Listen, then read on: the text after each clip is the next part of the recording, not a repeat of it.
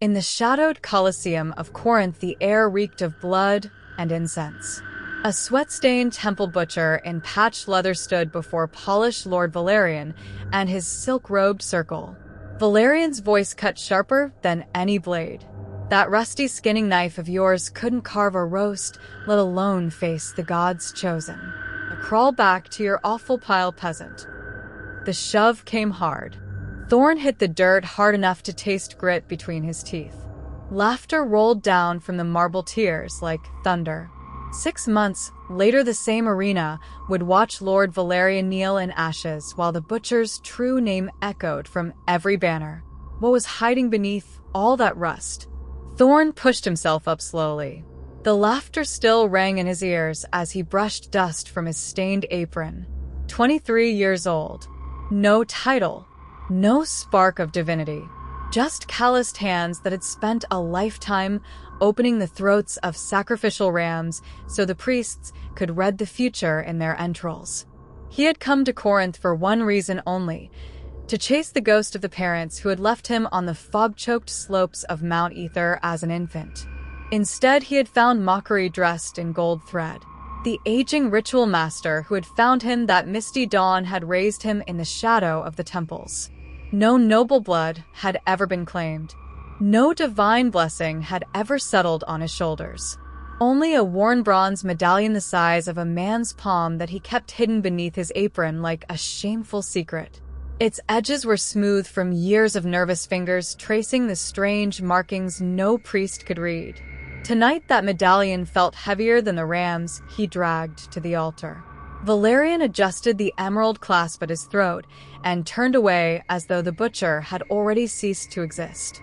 The Lord's new god-forged armor, 84,000 gold talents of divine smelted plate, gleamed under the torchlight. Every buckle polished, every rivet perfect. The kind of wealth that announced importance before a single word was spoken. Back in his cramped room, Thorne pulled the bronze medallion from beneath his apron. For the first time in his life, the metal felt warm against his palm, almost hot.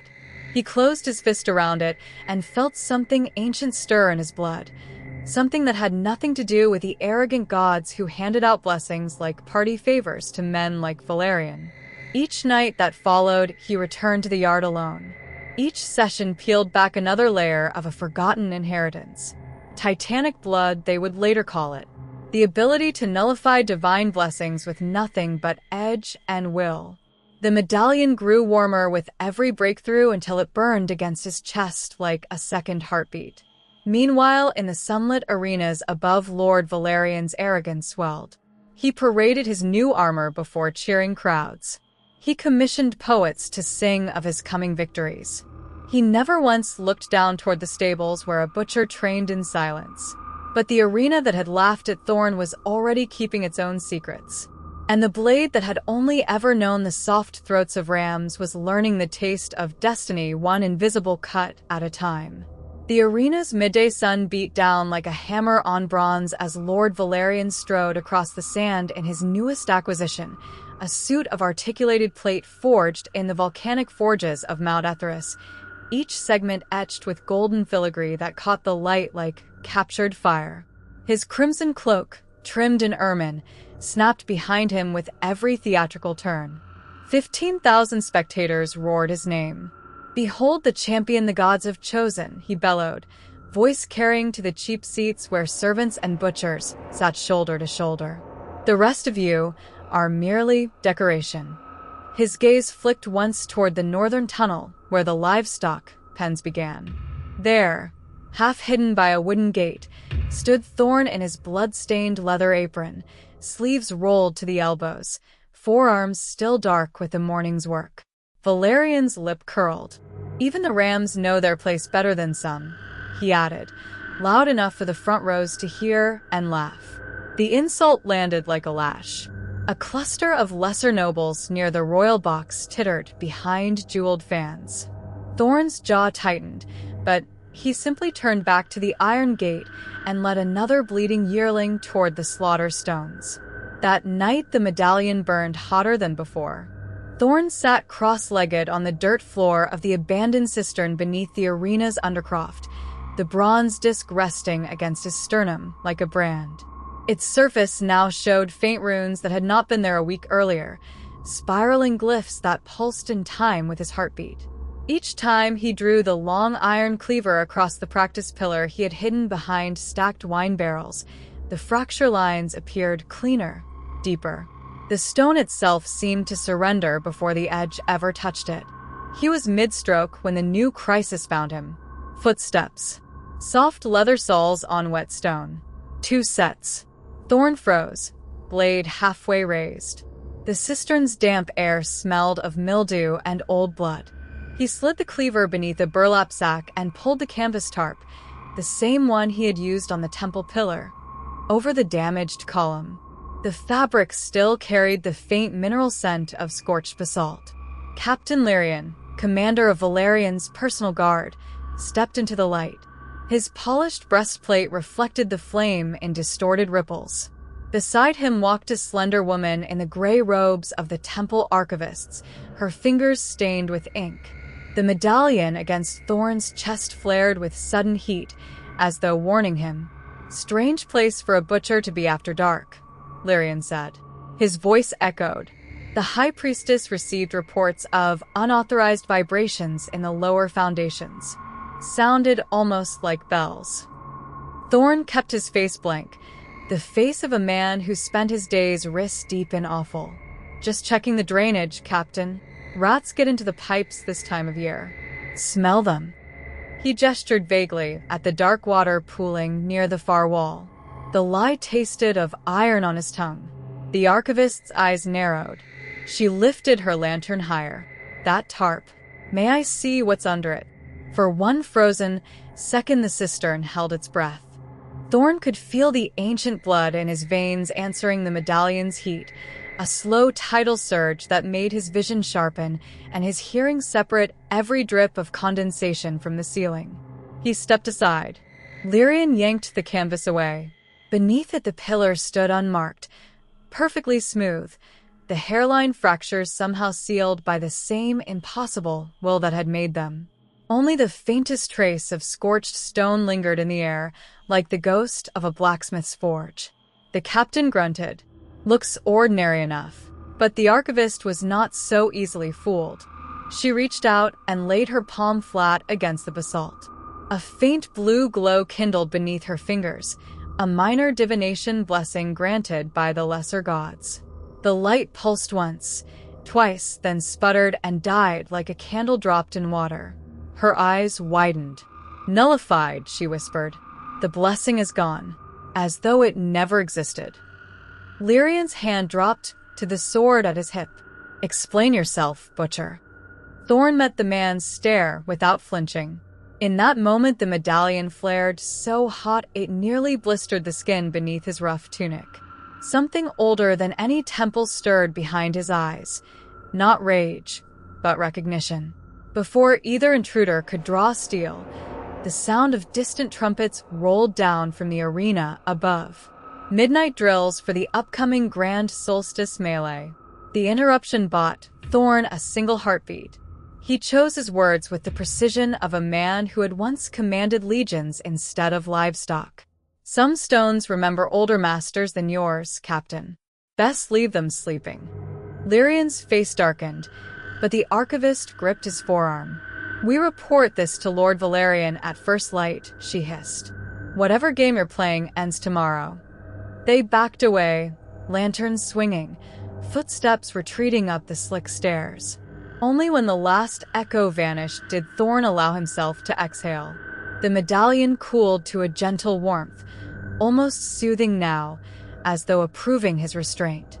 He reached beneath his apron and drew out the small object he had carried since the night his mother died in the plague ward, a child's bronze medallion, identical to the one now fused to his chest, only smaller. It had once belonged to his daughter, taken by fever before she reached her 6th winter. He had kept it hidden inside the lining of his butcher's apron for 12 years, a secret weight against his heart. Tonight its surface matched the larger relic perfectly, twin spirals glowing faintly in the dark. He ran his thumb across the tiny engraving, her name, etched in the old high script, Ilera. Above him, the arena slept, but word was already moving through the corridors like smoke. By morning, Lord Valerian would know that something unnatural lived among the rams and offal, and the polished lord, with his ermine cloak, would decide it was time to remind the butcher exactly where he belonged. Thorne tucked the smaller medallion away, feeling its familiar edges press against his ribs. Then he lifted the cleaver once more. The next pillar waited in silence. He brought the blade down. This time the fracture sang louder than any temple bell, a crystalline note that rose through 200 feet of stone and soil until it reached the royal pavilion itself. In his silk-draped bed, Lord Valerian sat bolt upright, sweat beading on his noble brow, certain he had heard his own death knell ringing from somewhere far below. The butcher kept working. Each invisible cut brought the forgotten inheritance closer to the surface. Each night the medallion burned brighter. And somewhere in the shadows of the coming solstice melee, the arena that had once laughed at Thorne was about to learn what happened when an old blood woke up angry. The first light of dawn painted the butcher's block in pale gold, but Thorne's hands never slowed. He carved the morning's venison with the same precision he had used on the pillar, each slice whispering against the grain. By the time the market bell tolled 6, the stall was dressed and ready, haunches hanging like crimson banners. Lord Valerian arrived at 7 sharp, ermine cloak brushing the cobbles. 2 royal stewards flanked him, their velvet doublets stitched with the royal spiral. The lord's boots, dyed deepest indigo, stopped 3 paces from the stall. The smell of fresh blood and rosemary filled the air between them. Still pretending to be simple meat cutter? Valerian's voice carried the practiced drawl of marble halls. My sources say you spoke to the stone last night, Thorne. That you made it sing. Thorne wiped his cleaver on a square of linen and met the lord's gaze without blinking. Stone does what stone does, my lord. I only listen. A small crowd was already forming, merchants, stable boys, even a few off-duty palace guards who remembered the butcher's quiet competence. One of them, a sergeant named Davin with a scar across his left cheek, shifted his weight and looked away. Valerian leaned closer, voice dropping to a venomous silk. Tomorrow's solstice melee draws every noble house. The king himself will watch from the royal box. You will stay in your hole beneath the pens. Touch 1 pillar again, and I will have your hands removed before the first trumpet. Do we understand each other, butcher? He flicked a single gold coin onto the block. It spun once, then lay still, reflecting Thorne's blood-spattered apron. Consider it payment for your silence. And your obedience. The lord turned on those indigo heels, cape flaring. The crowd parted. Only Sergeant Davin lingered a moment longer, eyes flicking to the coin, then to Thorne. He gave the smallest nod, almost an apology, before following his master. Thorne did not touch the gold. Instead, he reached beneath the apron again and closed his fist around the smaller medallion.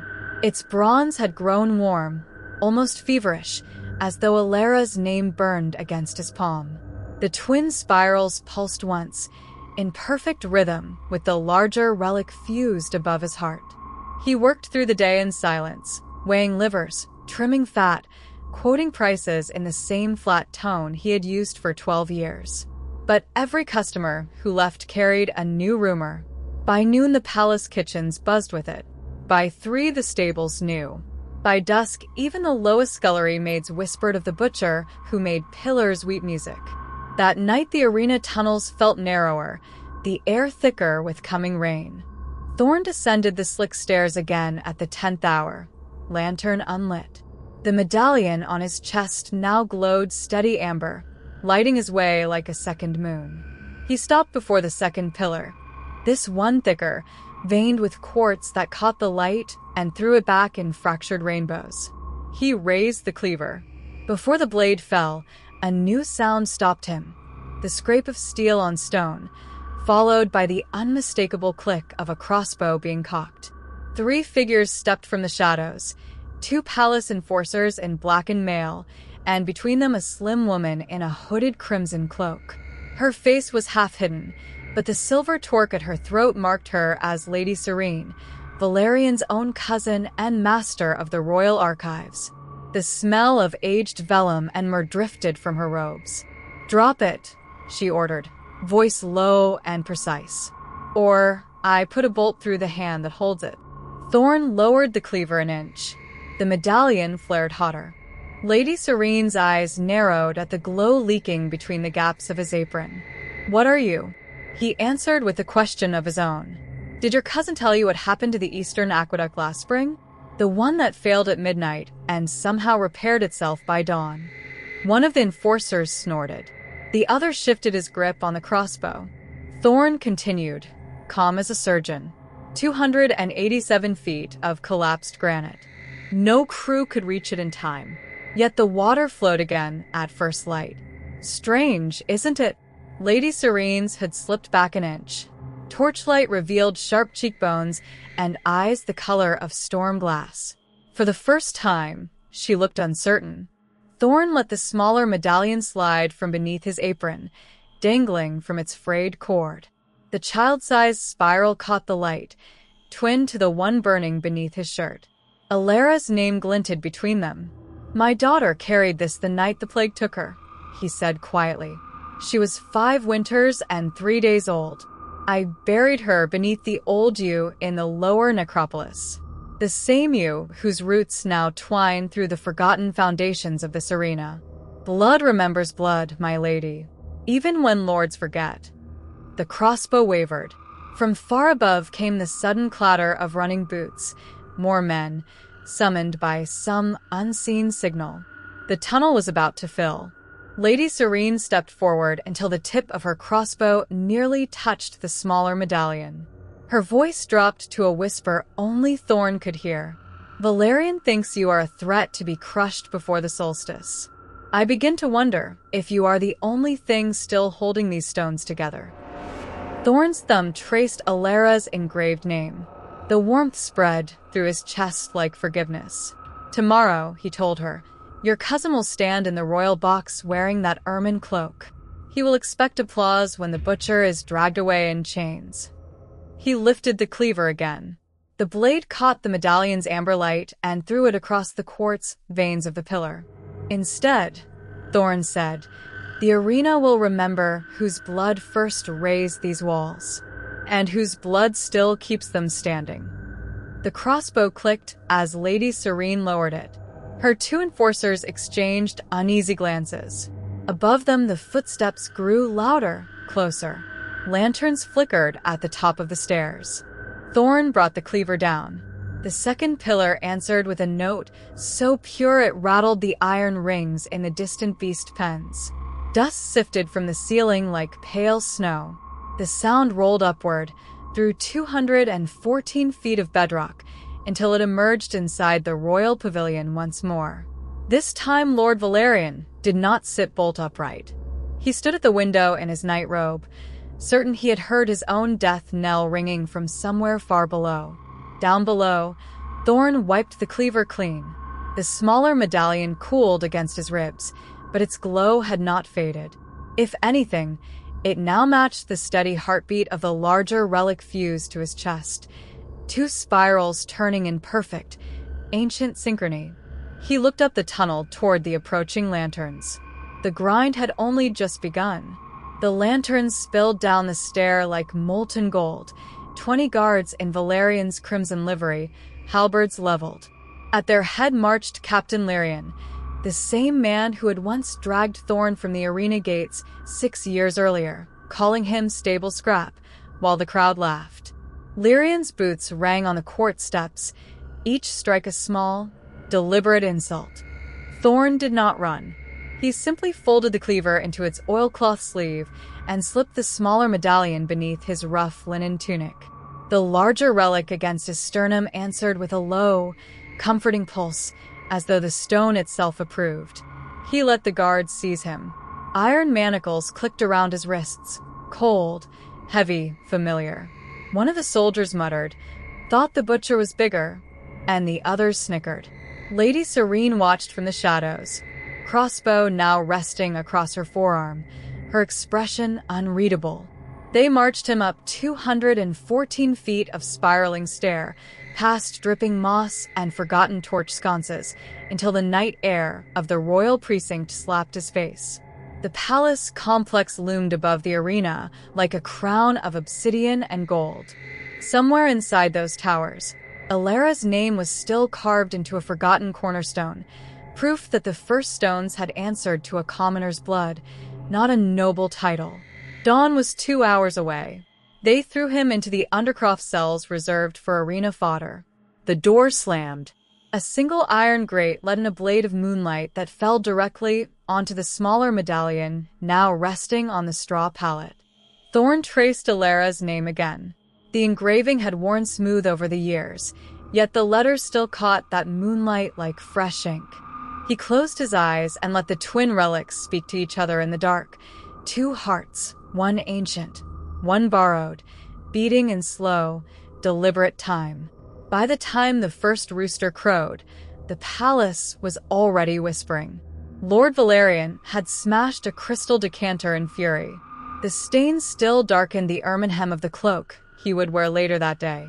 Thorne heard none of this. He was busy with the first of the new guards assigned to him, a boy of 19 named Cale, whose father had once shoveled manure in the same stables Thorne had quietly owned. The boy slid a tin cup of watery gruel through the bars. His hands trembled. "You're the one they call the butcher now," Cale whispered. "They say you killed 3 men in the tunnel last night." "I rang a bell," Thorne corrected. His voice was quiet, almost kind. "The stones answered. That's all." Cale's eyes flicked to the medallion visible at Thorne's collar. The smaller relic had begun to emit a faint amber glow again, soft as a dying ember. The boy took an involuntary step back. That's the mark of the first Masons, isn't it? My gran used to scare us with stories. Said the true bloodline could wake the bedrock itself. Thorne said nothing. He simply lifted the medallion, letting the amber light spill across the boy's face. For a heartbeat, the cells smelled of wet limestone and distant rain, the exact scent of the foundation trench on the day the arena's first wall had been laid, when Alera had pressed this same medallion into wet mortar with her bare hands centuries earlier. The boy's breath caught. At that moment, a new sound rolled down the corridor. Measured footsteps, expensive leather soles on flagstone. Lord Valerian had come himself, flanked by 2 scribes and the royal steward. He wore the ermine cloak already, though the solstice games were still hours off.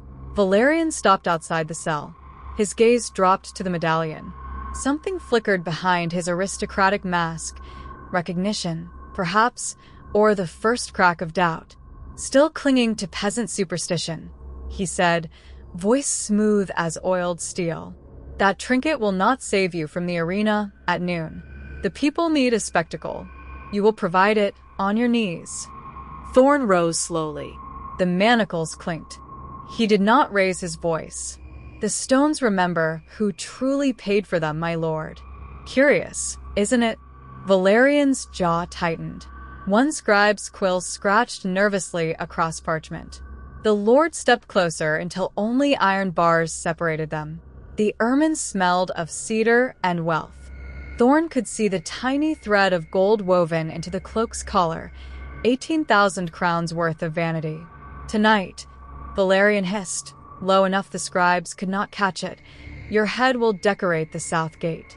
And that pretty relic will melt down into a coin for my coffers." He turned to leave. Thorne spoke one last time, almost gently. "Tell the royal mason to check the keystone above the royal box. There is a hairline fracture running east to west. If it widens before the games begin, the entire tier could drop. 214 feet of stone do not forgive pride." Valerian paused mid-stride. His gloved hand clenched at his side. Then he kept walking, cloak swirling. The scribes hurried after him. Only young Cale remained, staring at Thorne as though the prisoner had grown 3 inches. "You really are one of them," the boy breathed. "The hidden line, the mason's oath." Thorne sat again. He laid the medallion on his knee so the amber light pooled like spilled honey. "I am only a man who kept a promise," he said. The rest is waking up." An hour later, the cell door opened again. This time it was Lady Serene alone. She carried no crossbow. In her hands rested a small wooden box sealed with the old mason's mark, 3 interlocking spirals. She set it on the straw beside him. "A gift from someone who should have spoken sooner," she said. Inside lay a single folded parchment, brittle with age. Thorne's thumb brushed Alara's wax seal. The relic against his chest flared once, warm as heath fire. Serene's voice dropped. "Valerian has ordered the games moved forward. The royal box is already filling. If the keystone fails, it will not be an accident. He means to bury the evidence with you." Thorne unfolded the parchment. The ink had faded, but the words were still clear. Alara's own hand granting custodianship of the arena's living stone to the bearer of the twin medallions. A clause at the bottom, written in a different ink centuries later, named a specific bloodline. His bloodline. The grind had indeed only begun. Outside, the arena drums began their slow, thunderous rhythm.